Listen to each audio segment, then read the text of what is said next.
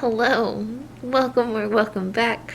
My name is Ari, and today I am starting what I hope will become a new series on my channel, and that's where I drink alcohol and read bad books. Now, this series I'm calling Bizarre Drinks and Bad Books. And I will explain both of those titles. Let's start out with the bad books before I get into the drinks.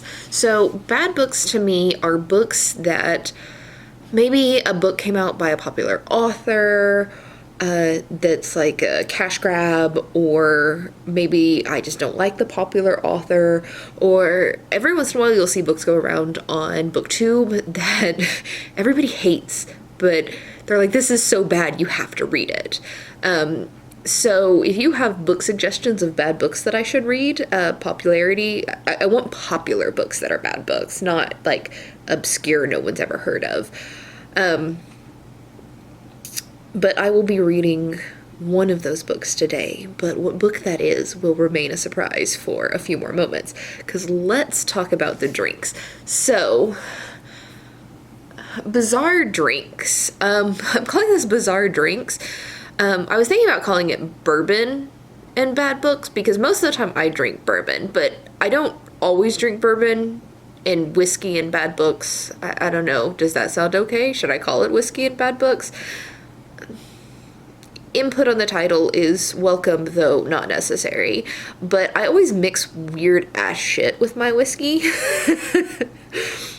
And today is no exception. So let's get into the drink selection. Unfortunately, I have a cart of alcohol right here. Right here. I didn't even have to move very far at all. So, how creepy is that though? For alcohol, I'm gonna be drinking the last of my Belfour bourbon. Why are you focusing on the creepy face in the background? The last of my Belfour bourbon. This is a bourbon whiskey finished with Texas pecan or pecan, however you want to pronounce that wood. So we're drinking this. So the alcohol part is pretty normal. What I mix it with is not particularly normal. We're gonna take a nice view of the Christmas decorations here for this part, and I've got a glass and a bourbon.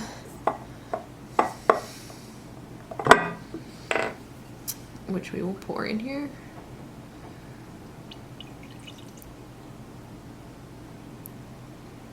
A healthy little pour of bourbon there. And to keep things weird to this bourbon, I am going to add blueberry simply lemonade. Don't knock it till you try it. It's fucking delicious. It's also kind of dangerous because you can't really taste the bourbon at all.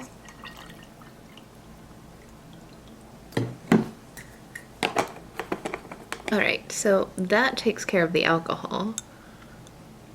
For the book, I'm going to borrow my boyfriend's bookshelf instead of mine because he's got a really bad book on here that I don't want to read, but it's kind of perfect for this video.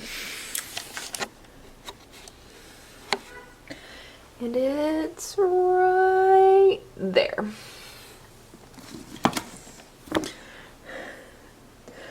Ready Player 2 by Ernest Cline. Now, from everything I've heard about Ready Player 2, this is a straight up cash grab. Hello, my face is up here. I haven't heard, like, have you heard anything good about this? I heard it's like a rehash of the first book. Nothing changes. The character is like super misogynistic, awful, all bad things. So I'm looking forward to getting drunk while reading this. A couple things about this. First, I don't know why, but he accidentally ordered the large print version. So we got thick words on here. The other thing is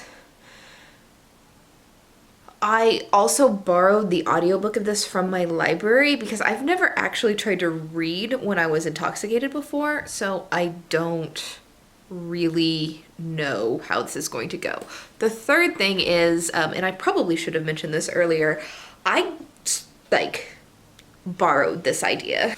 I took inspiration for this idea from the Naughty Librarian here on YouTube. She does this thing where she reads classics while getting wine drunk. And I don't drink wine. It gives me a headache. And I read classics without alcohol. So I'm changing it up a little bit. So let's get into reading this while drinking this. You ready? All right, I have finished chapter 1 and I'm going to give initial thoughts. First off, the audiobook, which I've got my AirPods in, is narrated by Will Wheaton, and I think that's probably for the best because that's the only good thing that I can tell you about this so far. The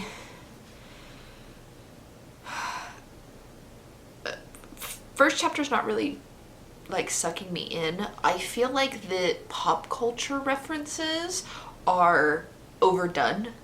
Like, they were fun in Ready Player One. I feel like they're way overdone in Ready Player Two.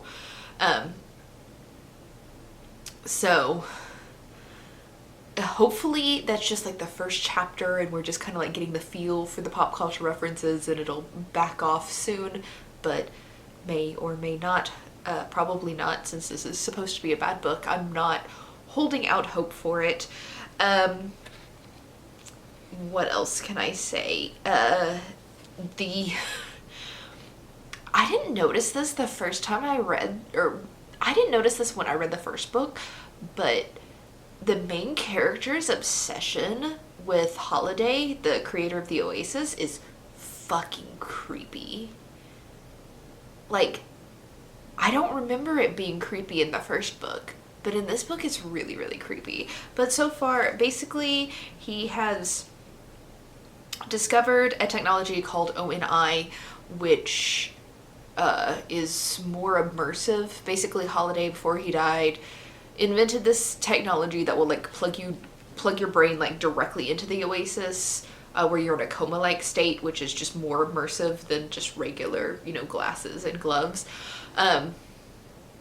And he created it, tested it, it's ready to be released to the public, but he didn't, because he didn't think mankind was ready for it. And then Wade is supposed to, I guess, it's now his responsibility to determine if the society is ready for this technology or not. And I guess that's what the plot is. Sure. Not expecting much, but we're gonna continue, and I'm going to keep a positive mindset, because this is honestly not the worst thing I've read ever so far. So I will check in once I finish this first glass, and we'll see where we're at with everything. Okay, drink one down, but I'm about 65 pages in, and holy fucking shit, is this pretentious. I hate it so much. Basically, Wade is like a multi-billionaire. So imagine Jeff Bezos or Elon Musk deciding that being white and rich is the way to save the planet. That's really the only way I can describe this. But the last chapter just talked about, or I guess I should say that this video is going to be full of spoilers before I get into this. Spoiler heavy. Anyway, the last chapter that I just read just talked about them building a spaceship because world population had just reached 10 million and they didn't think that it was savable, so they were creating a bug out bag. But their bug out bag is literally a spaceship that will only save about 24, 25 people from Earth, and then like a bunch of embryos, so they can travel to another planet and recreate humanity. but only a handful of his friends, his really, really rich friends, and maybe some crew to pilot the spaceship would actually be saved. And he doesn't see anything wrong with this. And that's just like, that's just kind of how the whole book is going so far, is he's doing all of these really stupid, childish things that like he's doing all these really stupid things that he thinks is a good idea without thinking through the consequences. And if this book was something where it's like, it's going to be like, hey, being rich, being a singular rich person is not going to fix anything. This is like the wrong way to go about this. If that's what the book was going to tell us, then this probably would be a pretty decent book, but I don't think that's where it's going. I think that it's going for like being rich but wanting to help people while still staying rich is the answer, and it's not. Being a rich white man might be the answer for you, but it's not the answer for humanity. But yeah. This is fucking awful and I hate it. Quick interruption. I switched up my drink a little bit because I didn't want any more sugar, which is in the juice. So this is basically whiskey and water, or bourbon and water, whatever. It's the same bourbon as I was drinking, but instead of the juice, I put sparkling water in it. And it's, I just used this because I had a can open, but it's bubbly, blackberry bubbly. This sparkling water is awful. I don't actually recommend it. Aha is really good if you want to try flavored sparkling water. But yeah, I had a can open, so I just used what was left in the can and put some whiskey in it. And that's it for this round of drinks.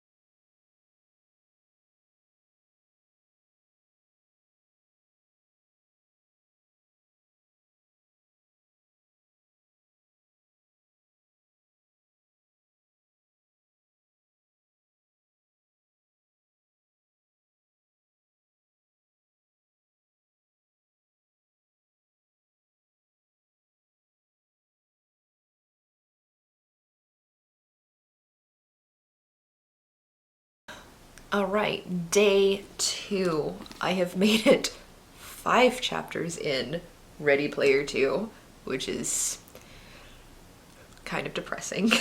not very far into the book. It's not good, but I don't really have any major updates from the last thing I said yesterday. So let's get back into it. It's a little after 5 on a Saturday night, so I got quite a few hours that I can just sit here and have some nice drinks and read a horrible book. Our drink of choice now. I'm freezing, so I wanted coffee. So this is coffee with the same bourbon that I was drinking yesterday in it, and then sugar-free vanilla Coffee Mate. So nothing special. It's warm though, which is the goal here. We'll probably switch to something, I'll probably switch it up, keep the same bourbon. I will be drinking the same bourbon this whole video, but just mixing it with different things. So experimentations. I don't remember if I said this yesterday or not, so I'm gonna add it here. If you have suggestions for bourbons that I should try or bad books that I should read, please leave them in the comments. I would love to hear about them and get recommendations. There's tons of bourbons in the world and I can only try so many of them on my own without recommendations from other people. So I accept recommendations of bourbon and bad books. But I guess I'm just going to jump into reading. Wish me luck. I'm gonna need it. Okay, so I'm now at chapter 9, and I'm just, this book is so skeevy. Wade as a character is just like picture perfect incel is what this guy is. And it's so skeevy, and it ruins him as a character from Ready Player One so much. So I want to take the time right now to say, if you have read Ready Player One and you loved that book, there is a high chance that reading the second book is going to ruin the first book for you. So I would caution reading it for that reason alone. But I want to go in for a few talking points. So I don't know if I explained this earlier. Alcohol makes my brain a little bit fuzzy, but the overall arcing idea of this book is kind of a rehash of Ready Player One, where Wade is trying to figure out this quest from Halliday, right? This is a second quest that only Halliday's heir can do, and he needs to find 7 or 6 shards. But this quest, instead of being related to Halliday's life, is related to Kira's life. And this is where it starts to get skeevy. Kira is Halliday's best friend Ogg's wife. Halliday, Ogg, and Kira all grew up together as kids, and Halliday was in love with her for her entire life, but she was in love with Ogg and married Ogg, and they, got married, whatever. So Halliday is dead, Kira is dead, Ogg is still alive in his 70s, and of course Wade is still alive. Wade is doing this quest that Halliday left that is just an obsession with Kira. And Ogg has directly asked Wade not to do this, not to look into this, that it's an invasion of Kira's privacy, that it's like this man who is not married to Kira and just obsessed with her has made this obsession a quest. And like, I don't know if I can explain this well enough, but the man's wife said, hey, this is creepy, don't do it, and Wade kind of ignores him and does it anyway because Wade is an asshat in this book. So like the whole thing is gross. And then Wade finally finds the first shard, which is just way too like obsessive and creepy about Kira's like knowledge about Kira. Like the obsessive creepy knowledge that you have to have about Kira to be able to find these shards is gross. It's just an invasion of privacy, an invasion of personal space. It's gross.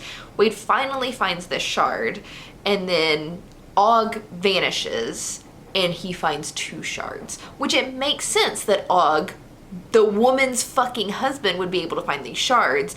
And Wade does this thing where he was like, I can't let Ogg win. I have to find these shards. But how am I supposed to compete with the man who married her? And it's like, no, you really, really don't have to compete with Ogg. You should have backed off to begin with and dropped it when he said it or asked you to. But now, when you've obviously ignored what he said and he doesn't want you to figure this stuff out about his wife because it's none of your fucking goddamn business, you're gonna insist that you have to. So like the whole thing, it's skeevy. And I don't like it. I really don't like it. There are good things about this book, but the skeeviness kind of ruins the good thing. Like, one of the things in this book is like trans rep, and because how the Oasis works now, where you can actually physically experience things in the Oasis, gender is a lot more fluid, because you could have sex in the Oasis, which they talk about a lot, which is kind of unnecessary, but whatever. And you could be a man having sex with a woman having sex with a man, a woman having sex with a woman, a man having sex with a man, somebody without gender having sex with whatever other gender you could come up with. And so young people who this is really the only way they've experienced sex are much more gender fluid, because their sexual encounters don't really their sexual encounters don't really have to correspond to the gender you were assigned at birth, right? Which is interesting, and like rep like that is cool, but it's just overwhelmed by how fucking incel and creepy Wade is, where he'll say something really cool about like gender nonconformity, but then like go from there and completely switch it over to I'm a creepy fucking stalker who I'm gonna be obsessed with your wife even though you asked me not to. The references are overbearing still. And so Ready Player One, maybe I didn't notice it that much because I didn't grow up in the 80s, I was born in the 80s. And so I got the references for the most part, but they didn't feel overbearing in Ready Player One. They feel overbearing in Ready Player Two. And it's all 90s references. And these are things that I actually grew up with and recognize, and it's just like, this is too much. I get nerddom and being obsessed with pop culture, but this is like way, way too much. And it's concerning. Okay, we just hit the plot twist, chapter 9, where an AI of James Halliday that has been uploaded into the Oasis apparently has gone rogue, and he needs the Siren Soul for something. We don't know what. And he has trapped like 50 million users in the Oasis, and Wade and his friends have less than 12 hours to find all 6 shards before people start getting brain damage because they can't log out. So apparently that's what Ernest Cline is going to use to justify this huge invasion of this woman's privacy.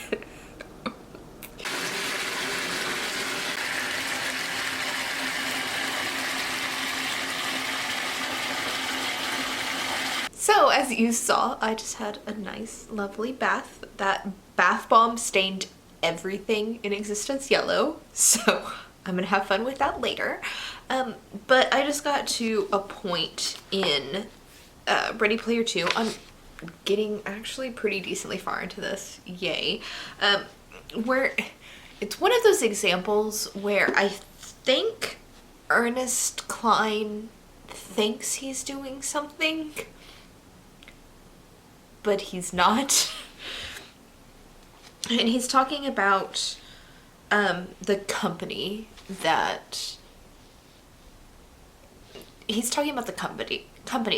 Holiday founded, and part of the company policy was requiring one woman be hired for every 2 men hired. Like, it was a company requirement. If you're gonna hire 2 men, you have to hire 1 woman. And, you know, that sounds like, oh, that's great. Like, they're forcing diversity. But is it really great? Like, is it? Like, should you have to force diversity? Like, it's sad that you have to force diversity. Women are just as capable of men. people of color are just as capable as white men. Like, should you have to force diversity? I don't like it. I just don't like it. I just hit the last quest for the last 2 shards, which happens to take place on the Oasis version of Middle Earth. And I don't know if you guys know this about me, but I hate Tolkien. I hate his writing. I am so not interested. So the bad book just got worse. Oh hey, I'm finished. I have concluding thoughts. There were a couple of things that I marked because my bath bomb that I used earlier, when I got out of the bath, it stained my towel, so I needed to do laundry to make sure that those colors didn't like stay on my white towels. Anyway, so first thing that I marked was problematic, and that is how Halliday's obsession with Kira marks, or is like parallel to Wade's obsession with Artemis, or Samantha. Apparently no one but her grandmother calls her Sam or Samantha, so I'm going to refer to her as Artemis. And he mentions a line in this book that he had a 1-week real world relationship with her before their relationship ended. His entire obsession with her, his never-ending love for her, blah blah blah blah blah, is based off of 1 week. And it never anywhere in this book is it addressed how problematic this is. Wade is the hero, he's the good guy. So even though there are a lot of parallels to Halliday and his bad guy and his creepiness and obsession with Kira, it's never really addressed by the author. It's just kind of like Halliday's obsessed with Kira because Kira doesn't love him, but it's fine that Wade's obsessed with Artemis because Artemis, for a week of time, returned his feelings. The other part that I marked was a little bit of what I was just referring to, is the book does villainize Halliday. It does start addressing all of the problems of him as a person, his obsession with Kira, how he treated Kira, his friends, like the illegal shit that he has done with this all-powerful universe that he created. But that kind of leads me into, like, again,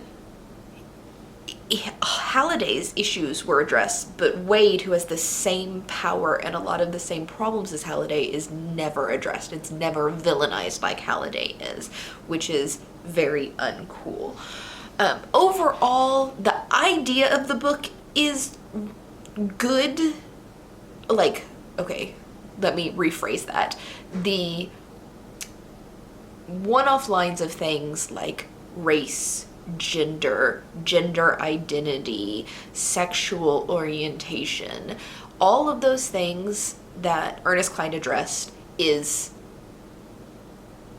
like the idea of that is good on a very, very surface level. Plot of the book sucks, but I see what Ernest Cline is trying to do as far as inclusivity, helping poor people, blah, blah, blah, blah. But the way he goes about it, and I don't even know that he realizes he's doing this, is Wade is the white male savior of all of these people, and their problems are pushed aside, where it's like, yes, this is important, but not as important as this white male savior saving the world. So although hunger and race and gender identity, transness are all very, very important things, none of them are as important as Wade's quest, which, no. That's not the lesson that we should be teaching here. Like, there is no white male savior.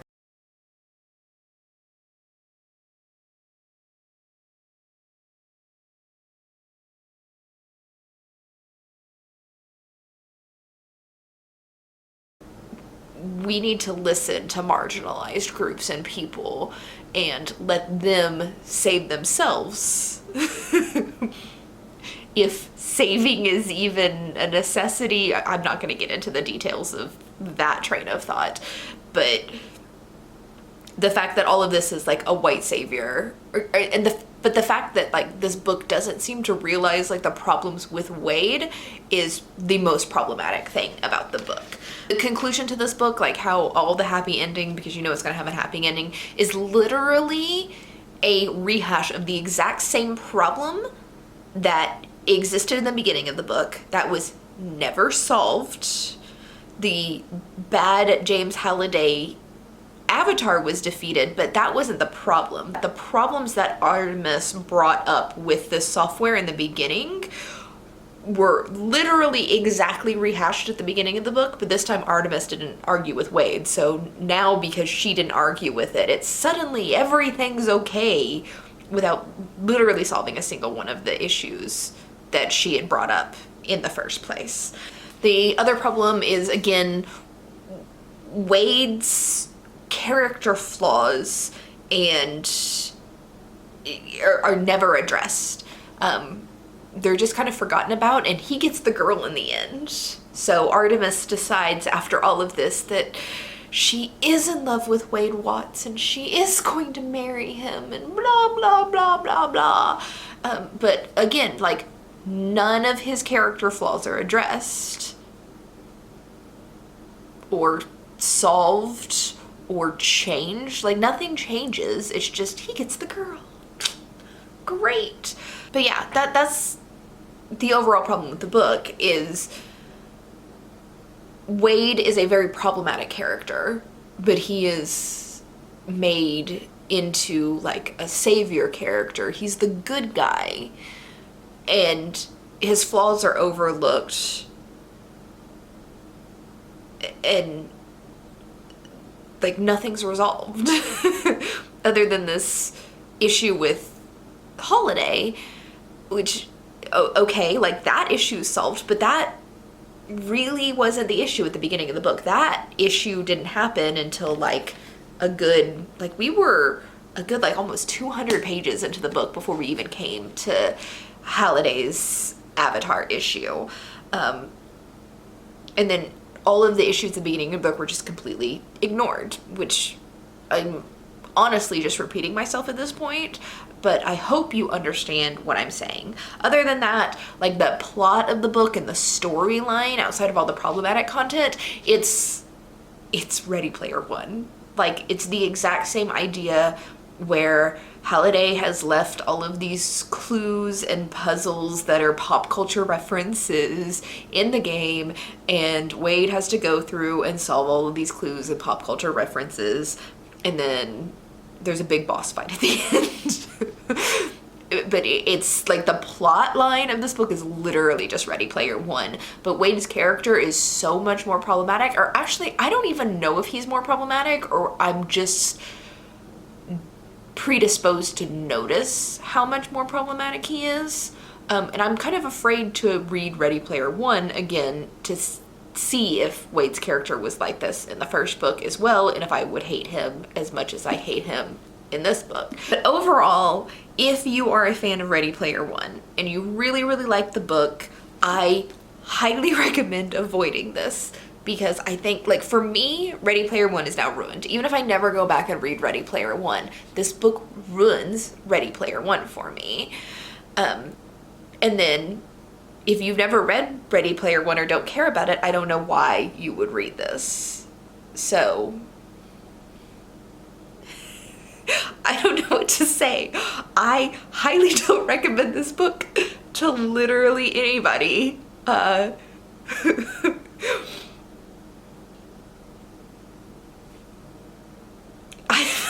That's it. I'm peacing out. I didn't drink enough alcohol in this book, or I didn't drink enough alcohol in this video to make this book worth it, and we're gonna move on to the next one. Again, if you have suggestions for bad books for me to read or different whiskeys that you think I should try, also weird shit to mix with whiskey that tastes really good that you might not expect tastes great with whiskey, all of those comments I would very, very much appreciate. And if you enjoyed this video and enjoyed the premise of this video, give me a thumbs up so I know to continue this series. Anyway, that's it for me in this video today, and I'll catch you in the next one. Bye!